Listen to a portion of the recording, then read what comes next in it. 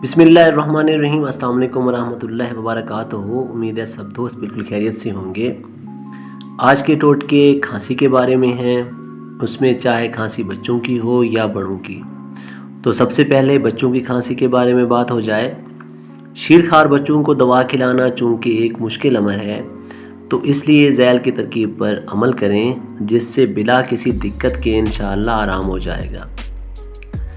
तो इसके लिए आपको चाहिए फुटकड़ी बरियाँ। आपने इसको पानी में हल करके बच्चे की वालदा के पिस्तानों पर लगा देना है और फिर बच्चे को दूध पिलाना है। इंशाअल्लाह सख्त से सख्त खांसी भी इससे दूर हो जाएगी।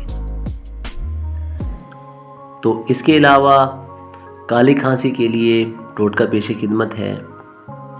फटकड़ी बुरियाँ को निहायत बारीक पीस कर आपने रखना है और बीमार बच्चे को दिन में 2 बार बकदरे एक चावल जितनी मिकदार चाहिए आपको खांड में मिला कर दिया करें। इससे इंशाअल्लाह ताला इस मर्ज़ को फ़ायदा हो जाएगा।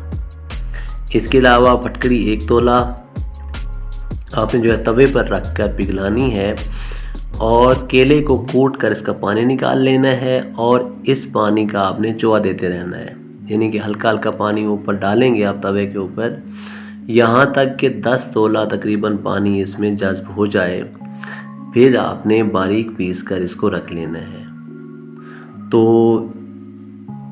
इसके लिए 1 बरस के बच्चा को आपने 2 चावल के मिकदार और 2 बरस के बच्चे को 3 चावल अर्क जवाइन के साथ सुबह और शाम आपने इस्तेमाल करवाना है। खांसी के लिए अज़हद मुफीद है।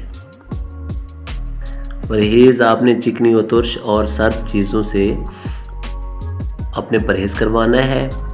ग़िज़ा में खिचड़ी, सागुदाना हो गया, गंदम की चपाती, खुश्क खांड और इसके अलावा किसी भी जानवर का या परिंदे का शोरबा वो आपने इस्तेमाल करवाना है। इंशाअल्लाह फिर हाज़िर खिदमत होऊंगा। अल्लाह हाफिज़।